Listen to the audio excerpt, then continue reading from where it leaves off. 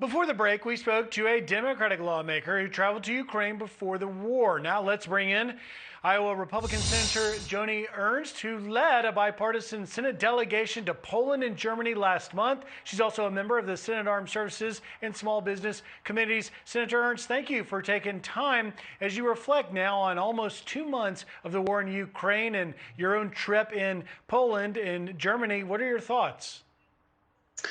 Griff, my thoughts are that we need to ensure that Ukraine wins this war. They are a sovereign nation, and we need to do everything we can to provide them the armaments, the munitions, the platforms necessary to defeat the Russians soundly and get them out of Ukraine. So we've really got to step up our game as the United States of America and ensure that President Zelensky and the Ukrainian military have absolutely everything they need.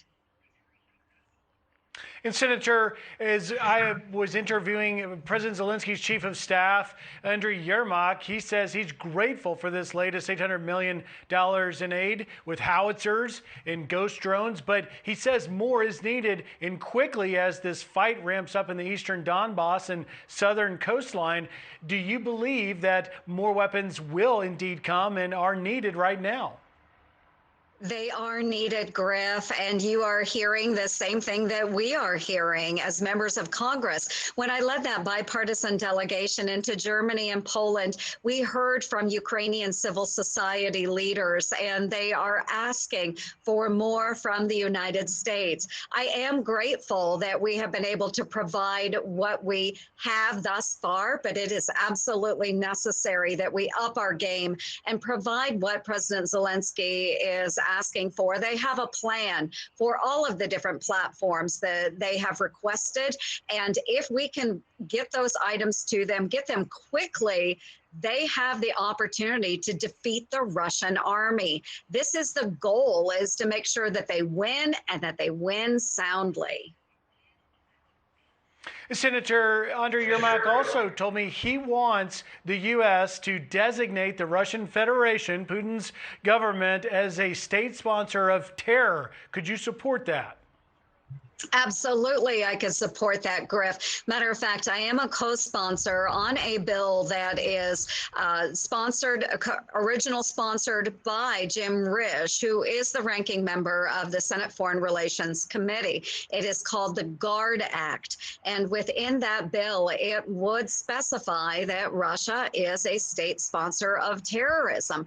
What we have seen through Ukraine is absolutely abhorrent. We have seen war crimes committed with the targeting of villages, of innocent men, women, children, elderly, and this has got to stop.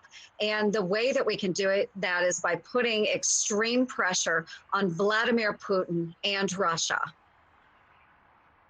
Changing gears just a little bit, Senator Ernst, Americans believe that the inflation, now at a 40-year high, has got to stop. Look here at the latest gas prices. We can show you $4.12 today compared to a year ago, $2.88.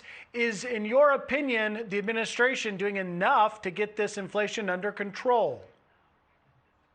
Oh, Griff, this is hitting our Iowans and all Americans hard with this 40-year high inflation, gas prices at an all-time high. And no, the president is not doing nearly enough. We should be ramping up American energy production, of course, unleashing innovation across the United States. We have biofuels right here in the Midwest that we should be tapping into and expanding. We should be allowing our oil companies access to other opportunities across the United States. It is about American jobs. It is about American energy resources.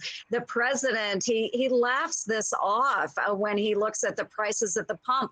And he basically has told Americans, just go buy yourself a $50,000 electric vehicle. And folks, we know that's not the answer. So again, Griff, we've got to unleash American innovation and energy, and we could actually bring these prices down at the pump.